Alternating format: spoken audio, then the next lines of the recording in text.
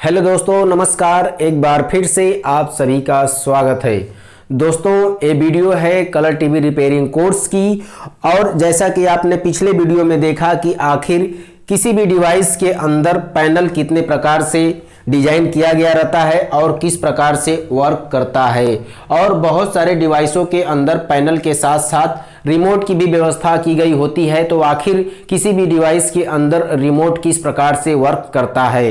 तो दोस्तों, आज का टॉपिक होगा सेंसर। तो दोस्तों, जो सेंसर होता है, सेंसर बहुत प्रकार का होता है, जैसे कि टेम्परेचर सेंसर होता है, गैस के लिए भी सेंसर होता है और इंफ्रारेड के लिए भी सेंसर होता है। यानी बहुत प्रकार के सेंसर होते हैं जो हम लोग के इलेक्ट्रॉनिक्स डिवाइस के अंदर जो सेंसर इस्तेमाल होता है रिमोट वर्किंग के लिए, तो वो होता है IR सेंसर, यानी कि इंफ्रारेड सेंसर। दोस्तों, जो IR सेंसर होता है लगभग बहुत सारे डिवाइसों के अंदर दो रूप में देखने को मिलता है, यानी कि दो साइज में देखने को मिलता है। एक तो होती है छोटी साइज, तो मैं इसकी बात करता हूं तो इसके जो सारे पिन होते हैं बिल्कुल सेम होते हैं, यानी इसके अंदर कोई डिफरेंस नहीं होता है। और जो इसके जो पिन के जो कॉन्फ़िगरेशन होते हैं तो मैं उस पर चर्चा करता हूं।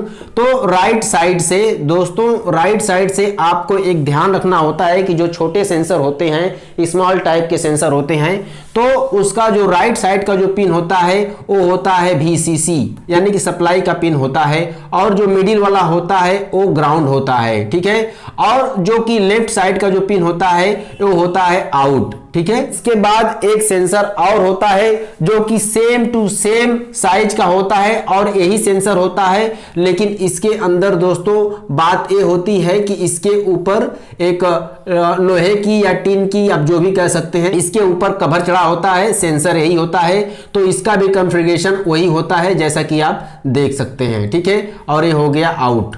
ठीक है। अब दोस्तों, एक सेंसर और होता है जो कि थोड़ा साइज में बड़ा होता है, तो मैं जरा उस पर भी चर्चा कर लेता हूं। तो दोस्तों, एक सेंसर ये होता है जो कि साइज में थोड़ा सा इससे बड़ा होता है, और जो इसके पिन होते हैं कुछ इस प्रकार से होते हैं, जैसा कि आप देख सकते हैं। तो दो पिन थोड़ा पास पास में रहेंगे और एक पिन थोड़ा सा दूरी पे रहता है। तो दोस्तों, जो इसका पिन होता है ए होता है ग्राउंड होता है, और ए होता है VCC, आप देख सकते हैं। और ए वाला जो पिन होता है ए होता है आउट। अब बात करते हैं इसके खुराक की। इसका जो VCC वोल्टेज होता है लगभग 3.5 वोल्ट से लेकर वोल्ट तक इसको आप सप्लाई दे सकते हैं इन दोनों के लिए, और इसके लिए 4.5 वोल्ट से लेकर के 5.5 वोल्ट तक आप इसे सप्लाई दे सकते हैं इस सेंसर को। ठीक है। अब दोस्तों, इसके पिन के ऊपर अगर चर्चा करते हैं तो जैसा कि आप देख सकते हैं कि यह एक अपने आप में एक डिवाइस है और यह एक IC की तरह है। जैसा कि आप देख सकते हैं, तो इसके जो 3 पिन दिख रहे हैं, तो यह एक सिंगल कंपोनेंट्स नहीं है, इसके अंदर बहुत सारे कंपोनेंट्स को मिला करके इसे बनाया गया है। तो जिसके लिए यह एक डिवाइस है, जिसके लिए किसी भी डिवाइस को सबसे पहले आपको भोजन देना होता है उसके खुराक के रूप में, तभी जा करके वो वर्क करेगा। तो जो इसके जो ए पिन होते हैं वो होते हैं खुराक के पिन, जैसा कि ए आप देख सकते हैं इस प्रकार से। ठीक है। यानी ये 2 पिन होते हैं और ए 2 पिन होते हैं। ठीक है।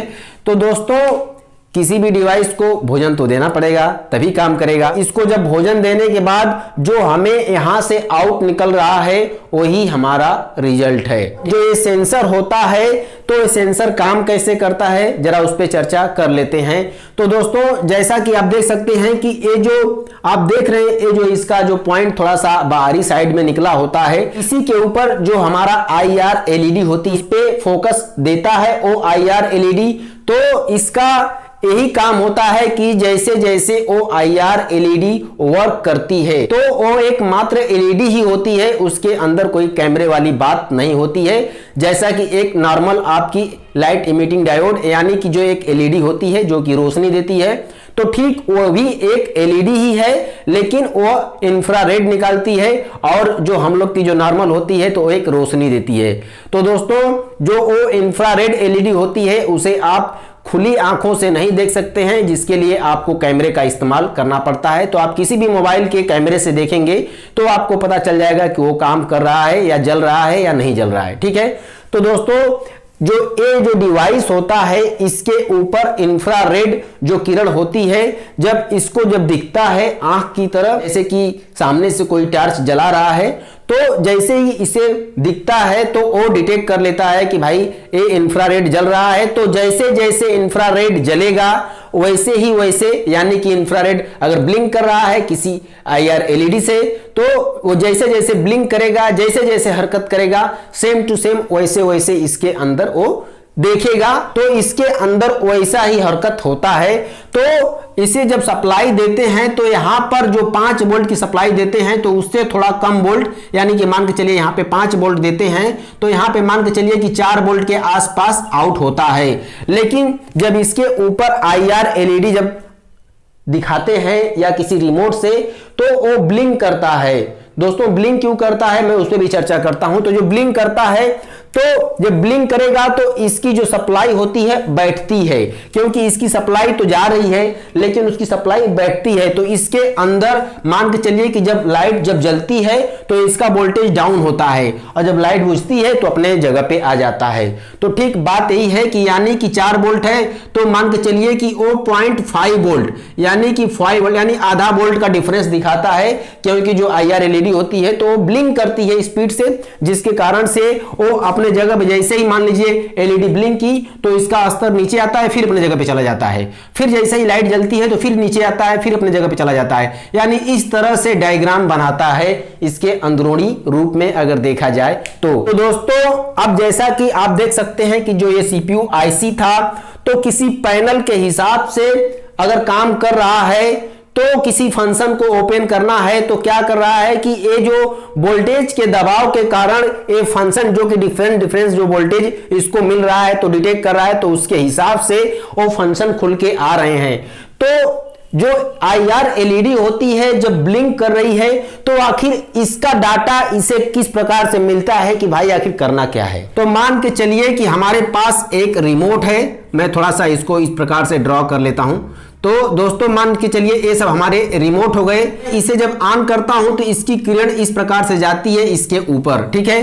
तो दोस्तों जो इसका चार्ट किस प्रकार से बनता है, तो मान के चलिए कि यहां से इसका 4 वोल्ट का लेवल है, अगर देख लीजिए, ठीक है, 4 वोल्ट का लेवल है।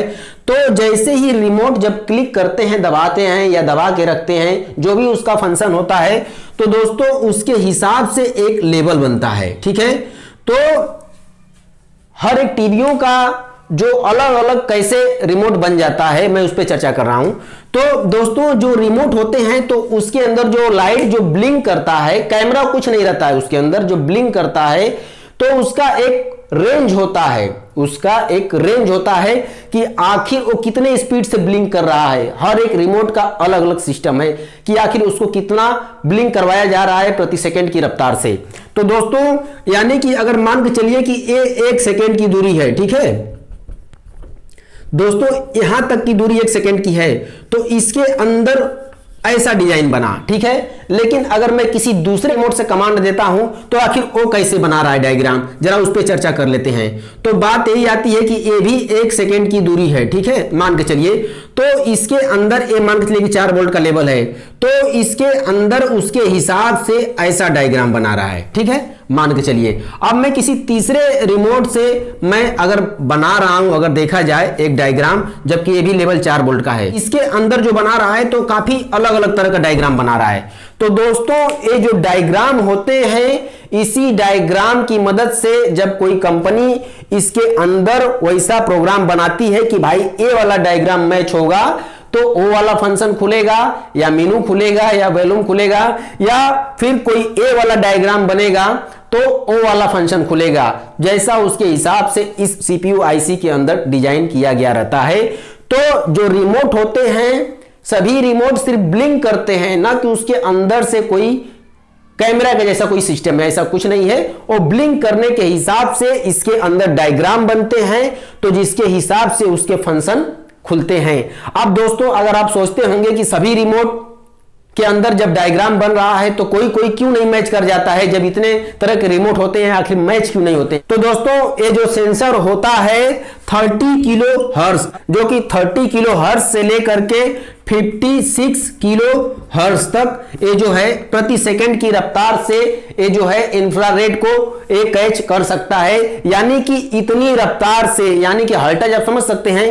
तो जो 50 हर्ट्ज जैसे मान लीजिए हम लोग के जो करंट का जो होता है, जो एसी करंट का जो फ्रीक्वेंसी होती है मात्र 50 हर्ट्ज पे रहती है, लेकिन यहां पे 10,000 हर्ट्ज पे जब आप उसके ऊपर इंफ्रारेड जो ब्लिंक करता है इतनी स्पीड से, तो उसे भी वो एक डायग्राम के रूप में वो डिटेक्ट कर सकता है, इसे संकेत भेज सकता है, उतने भी माइक्रो जो डायग्राम बना सकता है। तो जिसके कारण से इसके अंदर बहुत तरह के डायग्राम बन सकते हैं इस रेंज के अंदर देखा जाए तो, जिसके लिए सभी रिमोट नहीं मैच करते हैं और हर एक कंपनियां अपना अपना एक अलग अलग जो हर्ट्ज पे वो अपना एक प्रोग्राम बना करके इसके अंदर रखी हैं कि भाई हमारा ए वाला डायग्राम मैच करेगा, आपका ओ वाला मैच करेगा या उनका ओ वाला मैच करेगा। और बहुत सारे लोगों का कभी कभी मैच भी हो जाता है, जिसके कारण से दोस्तों कभी इसका रिमोट उस पे काम कर जाता है, कभी उसका रिमोट इस पे काम कर जाता है। लेकिन बहुत सारे लोगों का रिमोट नहीं मैच कर सकता अलग अलग टीवियों के हिसाब से, क्योंकि जो इसका जो लेवल होता है,